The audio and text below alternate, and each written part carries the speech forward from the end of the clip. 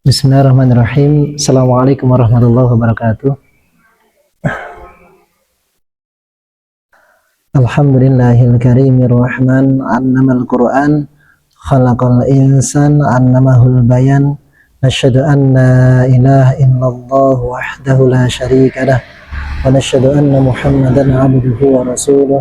Allahumma shalli wa sallim ala Muhammad wa ala alihi wa ashabihi ajma'in. Subhanaka la ilma lana illa ma 'allamtana innaka antal alimul hakim. Allahumma anfa'na bima 'allamtana wa 'allimna ma yanfa'una wa zidna ilma wa ba'du. Qala Allah ta'ala fil Qur'anil Karim, a'udzu billahi minasy syaithanir rajim wa rattilil Qur'ana tartila wa qala aidan huwa ansha'akum minal ardi wasta'marakum fiha. Allahumma rahamna bil Quran. Alhamdulillah, segala puji bagi Allah yang hingga detik ini Allah Subhanahu wa taala makin mentenagai diri kita untuk membersamai mendidik putra-putri kita dengan terus belajar. Yang semoga kegigihan kita untuk terus belajar semakin memantaskan diri kita untuk dipilih menjadi guru terbaik buat putra-putri kita, hingga mereka tumbuh menjadi pribadi yang solih, solihah, Allahumma amin, dan bahkan bertumbuh menjadi pribadi yang muslih, muslihah, bermanfaat bagi orang di sekitarnya, bermanfaat bagi orang banyak, bahkan bermanfaat hingga lintas zaman, Allahumma amin. Dan salam salawat semoga tercurah kepada Nabi kita tercinta, Nabi Muhammad sallallahu alaihi wasallam, keluarga, sahabat, dan para pengikutnya. Baik para bunda yang dimuliakan oleh Allah Subhanahu wa taala, pada kesempatan kali ini kita akan membahas metode membangun karakter belajar anak, ya, hingga mereka tumbuh mencintai belajar dan menjadi pembelajar seumur hidup.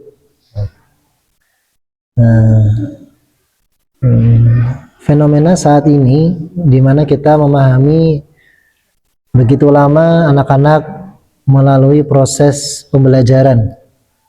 Namun lamanya waktu mereka belajar bukan menambah mereka makin cinta dengan belajar, tapi sebaliknya makin trauma dengan belajar. Sehingga ketika mereka lepas daripada sekolah, mereka merasa, wah, alhamdulillah, lega rasanya, udah nggak pakai belajar lagi, kan begitu ya. Sehingga begitu banyak euforia-euforia yang ditampakkan sebagai bentuk perayaan, karena hari ini saya sudah tidak lagi belajar, begitu ya. Nah, para bunda yang sangat dimuliakan oleh Allah Subhanahu wa taala, apakah seperti itukah kemudian pendidikan ini kita rancang? Pendidikan ini kita hadirkan kepada mereka. Mereka lahir hanya sebagai seorang murid, bukan sebagai seorang pembelajar. Hingga kemudian ketika status muridnya sudah selesai di bangku sekolah, maka berakhir pula pembelajarannya. Tentu tidak demikian, karena kita berharap bahwasanya mereka akan menjadi pembelajar seumur hidup, betul? Iya. Makin mereka berinteraksi dengan belajar, makin mereka tertarik dan cinta dengan belajar, karena begitu luar biasa manfaat yang bisa Allah hadirkan melalui belajar. Bahkan dia akan mulai merasakan bagaimana kualitas hidupnya mulai naik dari menuntaskan yang salih-salihah.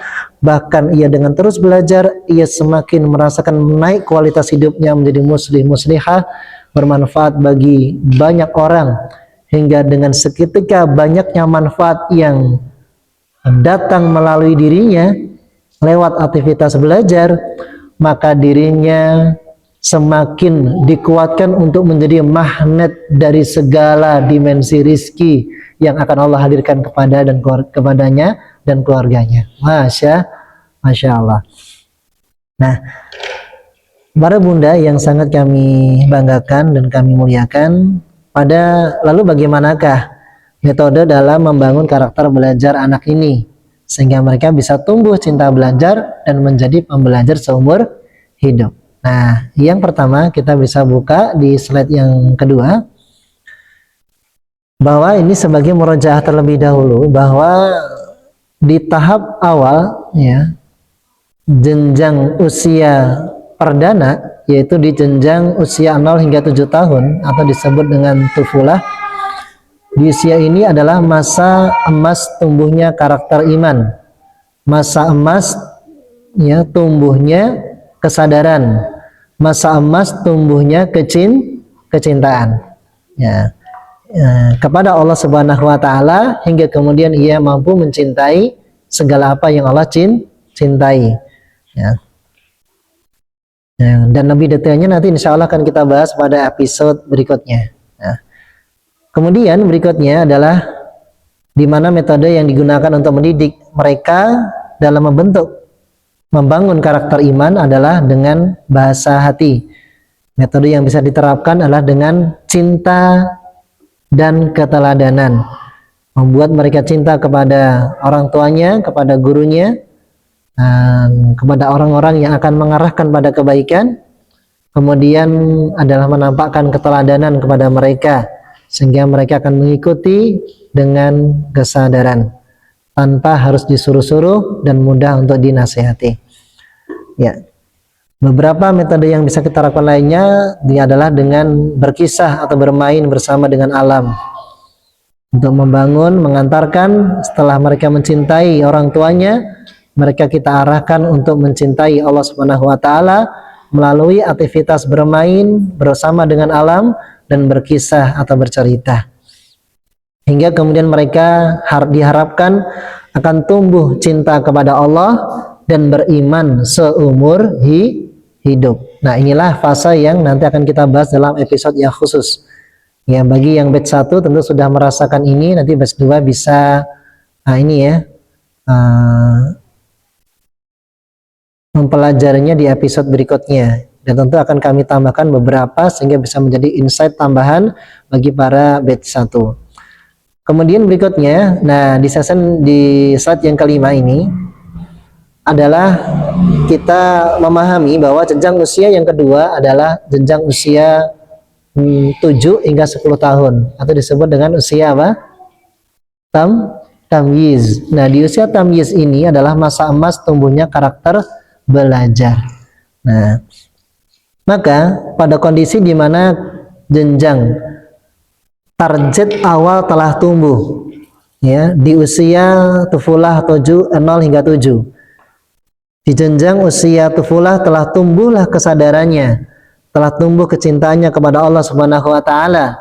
Maka pada saat itulah kita mulai meningkatkan pembelajaran dari karakter iman, kemudian kita masukkan dalam karakter belajar. Nah, usia emasnya akan tumbuh pada saat usia 7 hingga 10 ya. Dan poin yang perlu kita sadari bahwasanya terbentuknya karakter iman ini sebagai pondasi utama agar nanti mudah memasuki di membangun karakter belajar. Tapi kalau karakter imannya itu belum terbentuk, bagaimana? Maka kuatkan dulu di karakter yang pertama. Yang lain itu hanya sambilan.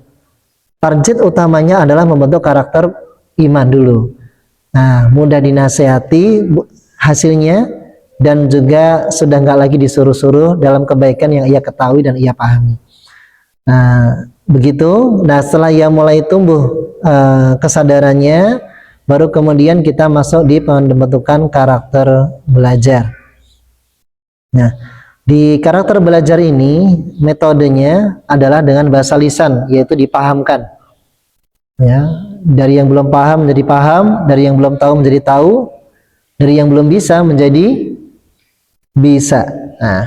Nah, metodenya yang pertama adalah penuntasan rasa ingin tahu, sehingga rata-rata rasa ingin tahunya itu bertumbuh dengan pesat. Ya, ini apa dan sebagainya. Walaupun kadang ini sudah tumbuh di usia sebelumnya, tetapi di usia 7 hingga 10 ini rasa penasarannya makin memuncak.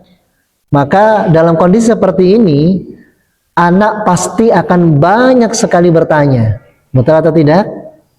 Bahkan kadang bertanya sesuatu yang tidak boleh ditanyakan, gitu ya. Atau pertanyaan yang sulit untuk kita jawab, gitu ya. Alah ngono ditekokke, gitu ya, gitu. Karena mungkin nggak perlu ditanyakan itu.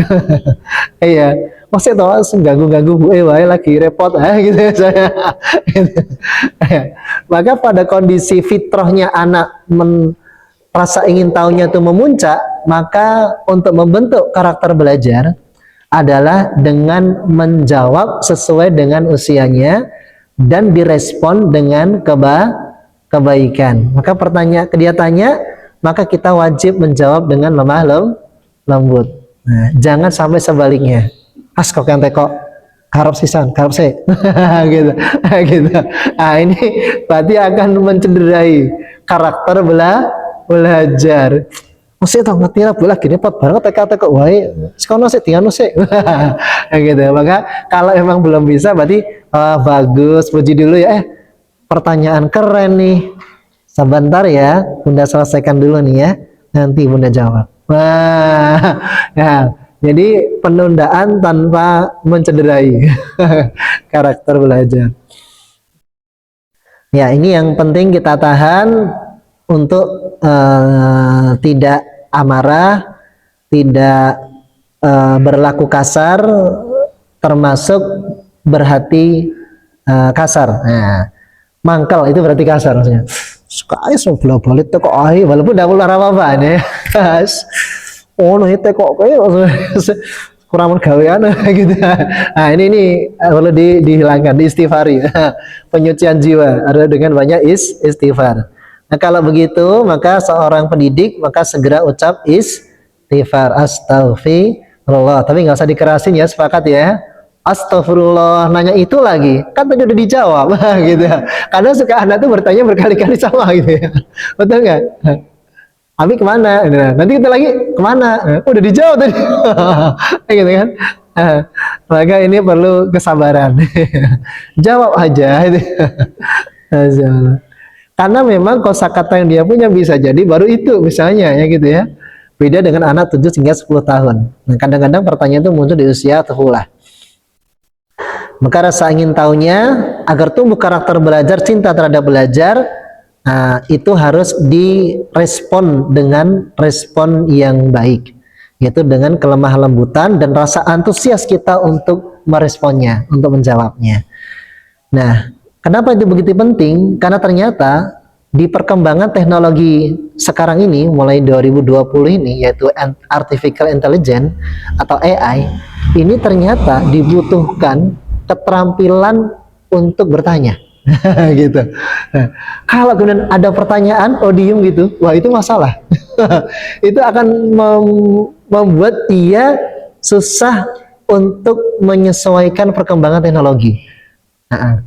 Karena misalnya nih, kita menggunakan salah satu aplikasi yang dimana bisa membantu dalam menemukan ide kreatif atau cara yang sistematis. Nah, aplikasi itu yang terkenal dengan apa? Misalnya ada ChatGPT misalnya. Nah, di situ tentu membutuhkan keterampilan untuk bertanya. Bahkan ketika kita tidak tahu pun kita bagaimana agar saya menemukan jawaban ini dengan pertanyaan yang saya rancang. Nah, maka anak ini minimal tidak malu untuk bertanya. Nah, ini. Nah, ya. Jadi memakrufkan bertanya, memakrufkan berani dalam bertanya. Jadi beraninya itu dimakrufkan untuk bertanya. Nah, maka ini yang perlu menjadi pondasi dalam membangun karakter belajar. Karena dari pertanyaan itulah nanti anak akan mengetahui banyak informasi, banyak ilmu yang akan membuat dia semakin bertumbuh dan merasakan manfaatnya, sehingga membuat ia semakin ketagihan dalam belajar. Itu yang pertama. Kemudian metode yang kedua adalah penumbuhan nalar yang sederhana. Ini metodenya. Jadi penumbuhan nalar yang sederhana dalam apapun, termasuk dalam pelatihan adab dan akhlak. Sudah mulai diajarkan adab dan akhlak. Ya.